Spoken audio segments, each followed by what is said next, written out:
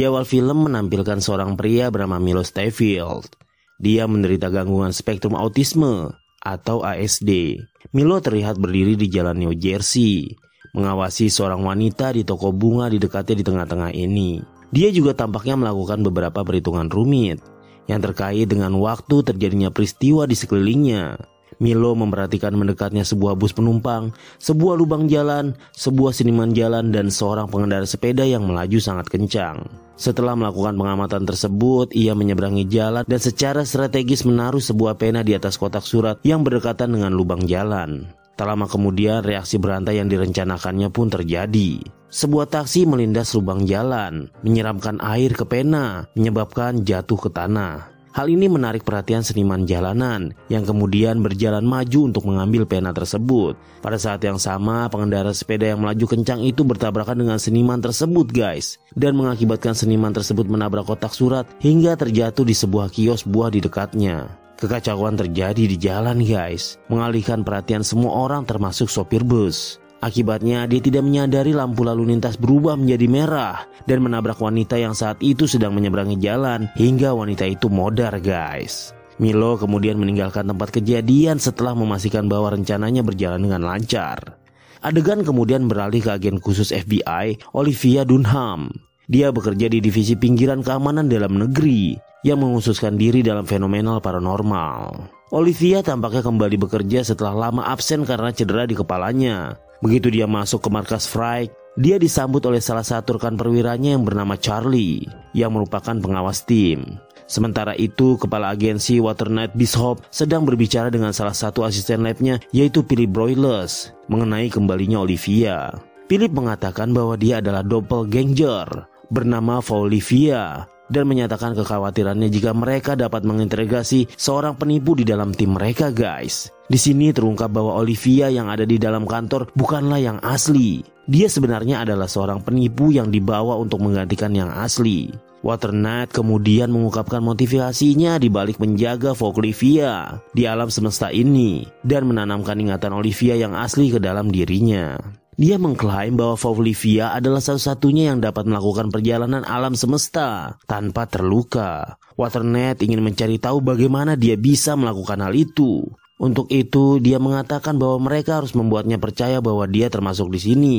Philip bertanya bagaimana jika identitas barunya tidak berlaku. Dan sang kepala suku menjawab guys, bahwa dia tidak akan diperlukan lagi setelah itu.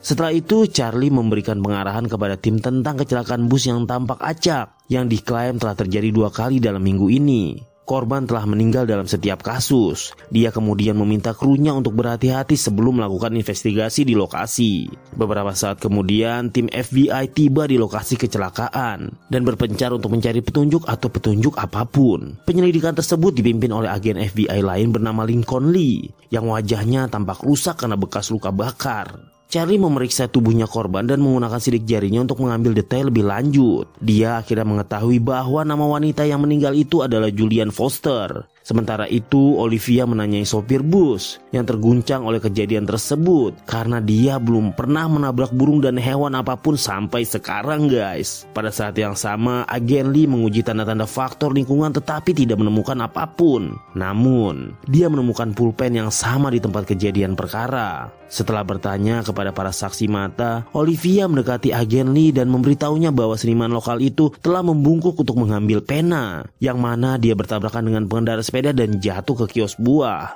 Mendengar hal ini, agen Lee berspekulasi guys, bahwa pena adalah elemen utama yang menciptakan serangkaian reaksi, yang pada akhirnya menyebabkan kematian korban. Keesokan harinya di markas Frike, agen Lee dan Charlie mencoba mencari tahu hubungan antara kecelakaan bus yang terjadi dalam 2 hari ini. Agen Lee melihat pulpen yang sama di foto kecelakaan pertama, yang membuatnya semakin yakin bahwa seseorang telah mengatur rangkaian kejadian tersebut. Setelah itu, mereka pergi untuk berbicara kepada ahli matematika dari agensi Frike. Dia adalah Astrid dan menceritakan kepadanya tentang kejadian tersebut. Namun, dia mengklaim bahwa tidak ada manusia yang dapat melakukan serangkaian kejadian seperti itu dan membentuknya sesuai keinginannya sampai 2 kali. Di tengah pertengkaran mereka, kecelakaan bus serupa terjadi lagi guys, membuat Astrid menjadi shock. Agen FBI segera bergegas ke lokasi dan menemukan bahwa para korban itu masih hidup. Setelah bertanya kepada orang-orang yang lewat, mereka mengetahui bahwa seekor anjing tiba-tiba menyeberangi jalan, menyebabkan bus kehilangan kendali.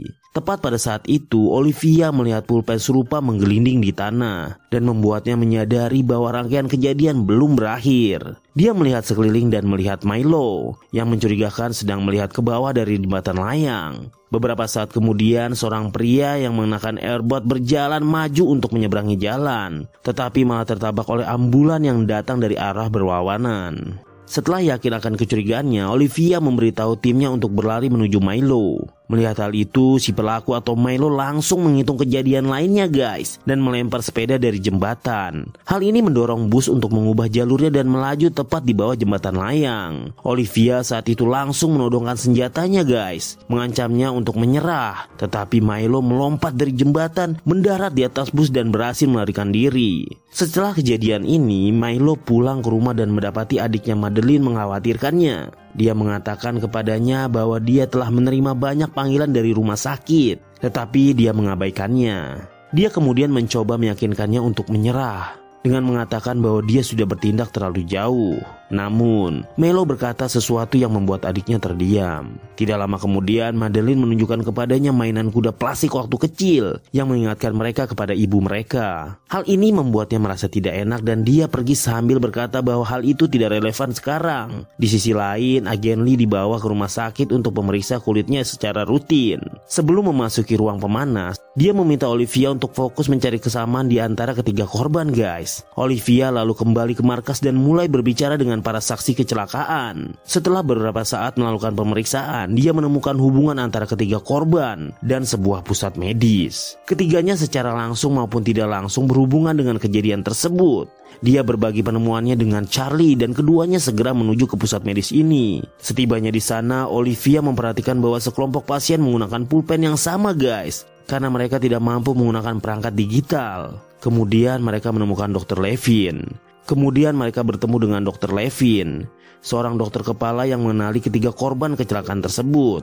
Setelah memberi mereka beberapa rincian tentang para korban, Dr. Levin menjelaskan bahwa mereka telah membantu pasien yang mengalami tantangan mental dengan proses eksperimental untuk meningkatkan kecerdasan mereka. Dia juga menunjukkan rekaman video pasien mereka di mana Olivia melihat Milo. Saat bertanya tentangnya, Dr. Levin menjawab guys bahwa dia adalah salah satu pasien mereka yang juga menjalani uji coba tersebut, yang sama untuk meningkatkan IQ-nya secara eksponensial. Dia melanjutkan dengan mengatakan bahwa Milo telah meninggalkan rumah sakit di bawah pengawasan saudara perempuannya, dan bahwa dia akan dijadwalkan untuk kembali untuk menggalikan proses eksperimen tersebut. Namun, sekarang dia tidak menanggapi panggilan mereka, dan dia malah memodarkan siapapun yang mencoba mengendalikannya. Setelah mengetahui tentang saudara perempuan Milo, agen FBI memutuskan untuk mengunjunginya guys. Tanpa sepengetahuan mereka, Milo terus memperhatikan Olivia, memperhatikan setiap pola pergerakannya dan memperkirakan gerakan selanjutnya. Kemudian Charlie dan Olivia tiba di tempat Milo, di mana mereka disambut oleh Madeline. Mereka bertanya padanya tentang keberadaan Milo guys, tetapi dia mengaku tidak mengetahuinya. Merasa bahwa dia menyembunyikan sesuatu, para agen itu menceritakan kepadanya tentang kejahatan yang telah dilakukannya dan betapa berbahayanya mereka membiarkan Milo berkeliaran bebas. Saat Charlie pergi menyelidiki kamar Milo, Olivia bercerita tentang mendiang saudara perempuannya guys. Olivia mengungkapkan bagaimana mereka dulu saling peduli, dan hal ini cukup menghibur Madeline untuk berbagi lebih banyak detail tentang kakaknya. Dia menjelaskan bahwa Milo mampu memprediksi hasil dari banyak kejadian hingga sedetail dan terkecil apapun, dan dia mengakui bahwa dia juga dapat memecah konsentrasi Milo hanya dengan menunjukkan kepadanya kuda mainan.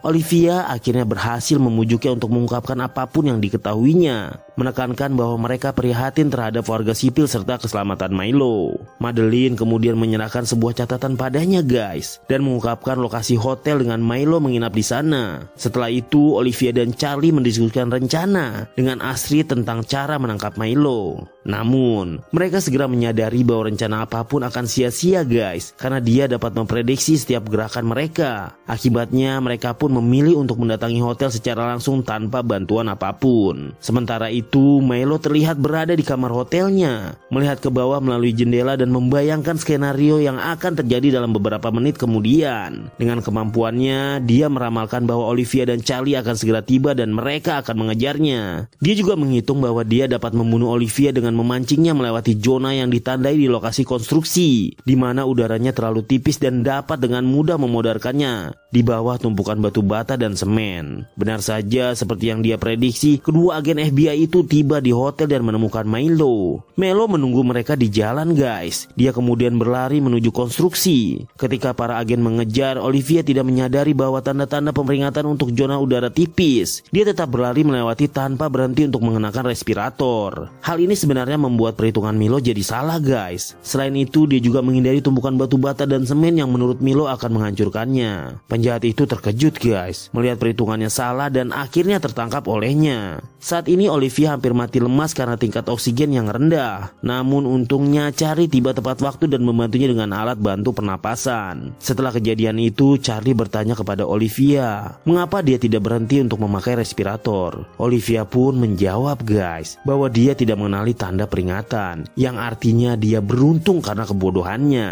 Kemudian Olivia membawa Madeline ke rumah sakit, tempat Milo terlihat berinteraksi dengan komputer super. Obat penambah IQ-nya sudah berada di otak Milo terlalu lama, sehingga mereka tidak dapat melakukan proses pengembalian otak standarnya sekarang, guys. Pikirannya telah menjadi begitu maju, sehingga hanya mesin yang dapat memahami pikirannya. Sedih mendengar berita ini, Madeline masuk ke dalam kamar dan meninggalkan kuda mainannya di depan kakaknya. Malam harinya Olivia berada di tempatnya ketika dia mendapat penglihatan tentang Peter, pacarnya dari alam semesta lain, guys. Dia mengatakan padanya bahwa dia bukan bagian dari alam semesta ini. Untuk mendukung kebenarannya, dia mengingatkan bagaimana kurangnya pengetahuan tentang alam semesta ini hingga menyelamatkan hidupnya tadi, guys. Menurutnya, dia akan mati jika dia mengenali tanda-tanda peringatan dan berhenti di sana. Peter mendorong pikirannya untuk mencoba mengingat semuanya. Namun ingatannya dan juga penciumannya kini menghilang. Lalu cerita film ini pun usai, guys. Oke guys, sekian dulu cerita dari film ini. Semoga kalian menjadi terhibur. Jika kalian suka dengan cara saya bercerita, silahkan like, share, subscribe, dan komen. Sampai jumpa lagi di arus cerita film selanjutnya. Salam brother, sister.